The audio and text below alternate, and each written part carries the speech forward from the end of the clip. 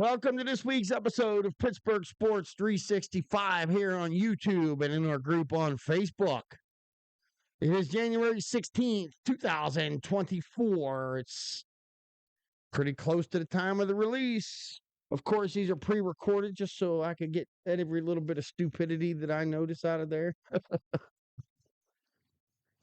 Anyway, the Penguins won by shutout versus the Kraken. And unfortunately, the Steelers' season comes to an abrupt halt after a bunch of shenanigans, in my opinion, in New York.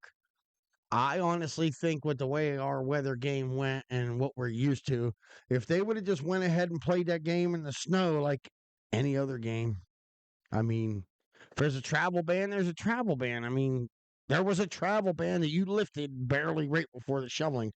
But anyway, I'm going to recap a little bit of that and a little bit of this and a little bit of that and a little bit of this. So, basically, I'm going to go over what the season incurred of. But let's start with the Penguins. Last night, they won by, was it yesterday? Yeah, it was. That's how bad the Steelers game messed with me. It was yesterday. The Penguins won versus the Kraken by a shutout, 3-0. Sid Crosby got 2 of those goals. O'Connor got 1. Brian Russ got an assist. Took 2 shots on goal. O'Connor shot on the goal 5 times. Carter shot once. Gensel shot 2 times. Carlson shot 4 times. Raquel shot 3 times. Crosby shot 4 times, and 2 of them went in. Wow. That's a 50% success rate. That was pretty good, that game. Always got to love a shutout. When one team is poop in the bed, it's good to have the other one actually successful for the minute. They are currently 4th in the Metro Division and trying to make us climb towards the top. They're 21-15-6 is their record right now. Oh, wow. The Kraken had a 9-game win streak. The Penguins shattered it with a shutout. There's losing when you're on a long win streak, and then there's hitting a brick wall like that. Man, the Penguins really, really stepped in and smashed that one. That's crazy. That's good. That's good of the Penguins to do that. Drew O'Connor, man, his game's reaching a new height. He scored the game-winning goal versus the Kraken, which I don't know if it was a game winner, 3-0, I guess. Crosby scores twice, and O'Connor scores once.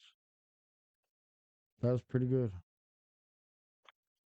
Wow, 9-game win streak, and he snapped it. I mean, the Kraken were missing a few, but it don't matter. That was there because they're such a young team. 9 teams, 9 games is their win streak, their team record.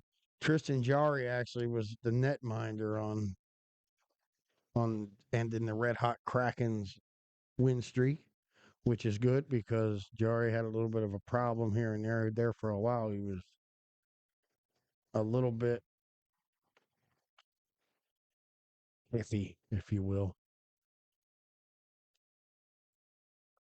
The Kraken was missing 3 of their main stars, but that don't matter. You can't use that as an excuse. You're a professional sports franchise. That's crazy. And before I get to the numbers on the Steelers on the regular season, I shared it earlier. Mike Tomlin told the staff at the Steelers and all the players, and when they got home, they had their year-end game today. Their year-end meeting today. And he said he will be back in 2024. And if I had $1 for every time that microphone fell, extended warranty my ass. Anyway, so these are your Steelers regular season stats for 2023. I mean, there's some positives. Kenny Pickett played 12 games. He was 201 for 324 with 62% completion. 2,070 yards, 6 touchdowns, 4 picks. Rudolph played 4 games. He was 55 for 74 in the regular season, 74.3% completion, 719 yards, 3 touchdowns, and no picks in the regular season. Unfortunately, he threw that costly pick, which Buffalo turned into points, which ended up being pretty much what we lost by. The amount of points that we gave them is what we lost. Anyway, the Pickens fumble, the Rudolph interception, you know. I think if it was in the snow, they would did a lot better, but that's neither here nor there. Rushing the two main rushers for the Steelers during the regular season, obviously, Najee Harris and Jalen Warren. Both of them played all 17 games, which is rare for a running back. Um, Harris had 255 rushes for 1,035 yards, 17 games. I don't really look at that 1,000-yard mark as being very impressive, although that is his third in a row. He had 4.1 yards per carry, 2 fumbles, and 8 touchdowns on the season. Warren played all 17 games, 149 runs for 784 yards. He had a yards per carry average of 5.3. That's pretty good. 3 fumbles and 4 touchdowns. That's oof. And he fumbled twice in Baltimore. The receivers, George Pickens played all 17 games. Jalen Warren played all 17 games. Robinson played all 17 games. Connor Hayward played all 17 games. George Pickens, 63 receptions out of 105 targets, 1,140 yards, 5 touchdowns, average of 18.1 yards per catch. Whew! And he had yards after contact of 388. That's pretty good. Deontay Johnson played 14 games. He caught 51 passes out of his 87 targets, 717 yards. He too had 5 touchdowns. He had a high yards per catch average of 14.1 yards per catch. His yak was 261. That's insane. Jalen Warren was one of the good receivers. His yak was up there. He played all 17 games, like I said in the running back little spiel. 61 catches of 74 targets, 370 yards receiving to go with his 719. So he had about 1,000 yards all purpose. 6.1 yards per catch. His yards after catch is 486. Man, that's impressive. Pat Freiermuth played 12 of the 17 games, had 32 receptions out of 47 targets, 308 yards, 9.6 yards per catch average, 2 touchdowns. His yak was 145. Allen Robinson, 31 catches of 49 targets, 280 yards, 8.2 yards per catch average. His yak was 68. Najee Harris, 29 catches of 38 targets for 170 yards in the passing game. He had 5.7 yards per catch, and his yak was 175. Connor Hayward in the receiving game, he played all 17 games, like I said, 23 catches out of 34 targets, 167 yards, 9.8 yards, almost 10 yards per catch. That's not bad.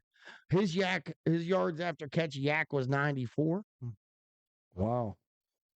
These are your first down numbers, receivers, and I don't know if I'm guessing this is receiving because that's where I found this information. George Pickens had 42 first downs. Deontay Johnson had 37. Jalen Warren had 19. Pat Freiermuth had 17 first downs. Najee Harris had 9. Robinson had 9. Connor Hayward had 8 first downs. And on defense, your leaders are TJ Watt, 19 sacks, 68 tackles. Wow. That's a negative 122 in sack yards for loss, with 19 tackles for a loss on top of that. 1 interception and 4 forced fumbles. Sorry.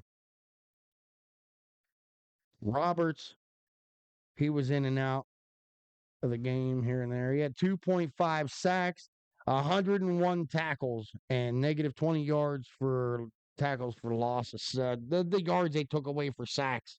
Like, he cost that team anyway. Minka Fitzpatrick, I'm shocked at this. I'm shocked. He didn't show much effort this year, and I don't know if he was injured from day one or what the hell was going on. Even in that game versus Buffalo, Josh Allen's running right by him. If he put all his strength into that play, he probably could have got to him and stopped him like on 10 or something. Maybe short of the red zone. I don't remember exactly where it was. But I do remember he didn't put much effort in. This season, this is disgusting. Minka Fitzpatrick, 0 sacks, 0 interceptions, 0 forced fumbles, 0 fumble recoveries, and 2 pass deflections. That's not the guy that we traded a first round pick for. So either he was injured this year or he just done. He just hit his peak and he don't want to play anymore. I mean, or he's not happy where he's at, which is understandable. When those stats come back and I see that 0, 0, 0, 0 for Minka Fitzpatrick, and then I think back, every time he came back from injury, the defense softened up because Patrick Peterson played great at safety, but he was a shitty corner. He was a terrible defensive back. And every time Minka come back, they took Patrick Peterson from playing really good at safety and put him back into the defensive back fold, and the defense softened up. That run where we lost to them where we lost to Arizona first, Minka Fitzpatrick just came back from, we was doing okay defensively, and then Minka Fitzpatrick comes back, and Peterson goes back to defensive back, and we get beat by back-to-back 2-win teams, the Arizona Cardinals and the New England Patriots. We see how that ended. Belichick lost his job. They said it was mutual, but I really don't think it was. The guy that they hired, Mayo, up there, they called him Baby Belichick. So, I mean, it's not like much is going to change. I mean, they're going to have different things going on, but that's okay. DeMonte Casey played pretty good this year. I think his suspension was bullcocky. Terrible. Casey had 61 tackles, 2 interceptions, and 2 fumble recoveries on the year. That's better than Minka Fitzpatrick, and he's a lot cheaper. Why did it occur like that? They gave Minka the money he wanted, and this year his stat sheet's loaded with zeros. I don't get it. Anyway, Alex Highsmith had 75 tackles. 7 sacks, 57 tackles, negative 45 yards on the sacks, 8 tackles for losses, 2 interceptions, 1 pick six, and 2 forced fumbles. I remember that. I laughed. Those versus the Browns was my favorite. That deflected pass. The first snap, Deshaun Watson ever playing Pittsburgh. He throws that first ball. It gets deflected, and Highsmith picks it off on a deflection and runs it in. Larry Okunjobi, former Brown. They need to retain him. He's not the worst. He had 3 sacks, 43 tackles, 3 tackles for a loss. Okunjobi forced 1 fumble and recovered 2 of them on the season. Herbig, the linebacker, the rook, 3 sacks, 27 tackles, 2 forced fumbles, 1 fumble recovery, and 5 tackles for a loss. That shows effort because Herbig really didn't start much. I mean, they used him once the injuries got in there, but man, for a young guy, that's pretty good. That's pretty good. And these are your point leaders on the year for the Steelers. Of course, Chris Boswell, he's the point leader for this year. 29 of 31 field goals, which is right around 94%. Boswell scored 114 points for the Steelers this year. Najee Harris at number 2 is 48. George Pickens scored 30 points. Deontay Johnson scored 18. Jalen Warren scored 18. Freiermuth scored 14, and Calvin Austin scored 12. I didn't mention Trubisky in there because I'm sick of him. It's disgusting. I'm tired of it. But I want to remind you to like and subscribe, guys. Thank you for stopping over and watching Pittsburgh Sports 365, our weekly Tuesday evening show. We appreciate everybody stopping in, comment, like, and subscribe. We love it. All the interactions, all you got to do, just takes 2 seconds to click a like, and it makes us smile. It helps the channel out. It boosts our contact. The more the merrier. We're still a small channel, but we're slowly getting there. I think we're at like 55 subscribers or something like that. Remember, Rome wasn't built in a day. And even the biggest, baddest podcaster started with 2 subscribers, 1 subscriber. Again, I want to thank you guys.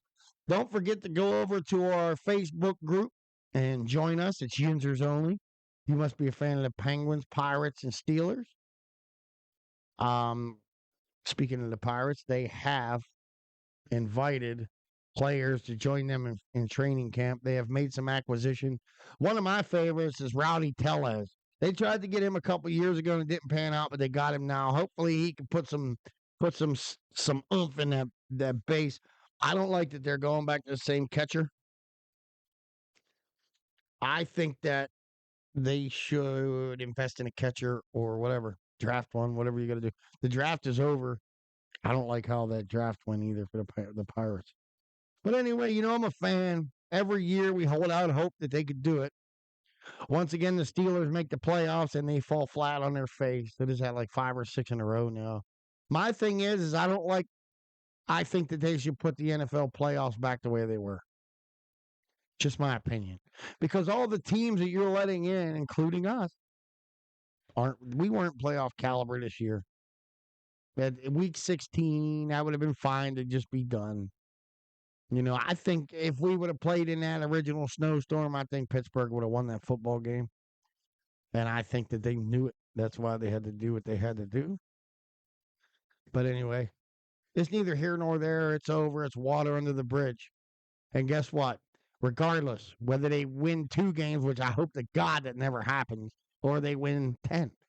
We went through all 3 quarterbacks. We went through every defender we could find, and then some. Some that retired from our team, some that retired from other teams. It's terrible, but it is such as life. We are Pittsburgh Sports 365 on all socials. We own that name on YouTube, Facebook, Instagram, Twitter, all of them. So, if you're on a platform, go up to the search bar, type in Pittsburgh Sports 365 and give us a holler. I want to give a shout out to all the members in our groups, all the members on our socials, our admins, our moderators. I want to especially thank the Steelers, all their staff and players. And I'm just going to say this because I think either Cam Hayward's going to have to take a pay cut or he's not coming back next year. That's just my thoughts. I think that, I love Cam. Don't get me wrong. He's one hell of a guy. But I think a few years ago when they had the chance to pay Javon Hargrave or let Cam go, the way that all the veterans that were like filtering off and retiring and leaving, and even that's the year like right around the time Pouncey retired, I think they should have retained Javon Hargrave. And I think they should go back and get Kevin Dotson because he's going to be a free agent here. And they made a mistake by letting him go. But it's okay. I'm not mad. They will figure it out. Omar Khan, thank you for your first beautiful year as a GM. You came in there with all this uncertainty, and you guys stuck it out for a 10-win season. I'm proud. The entire North, the entire AFC North was above 500. That hasn't happened since like the 30s. And 3 of the 4 teams made the playoffs. So, once again, we're Pittsburgh Sports 365, and I want to thank you for everything. Thank you for stopping by. Thank you for all your time and your effort. Thank you. Please click like, leave a comment, subscribe to the channel. We love you guys. Pittsburgh Sports 365. We'll see you again. Keep an eye out for our shorts. Bye-bye now.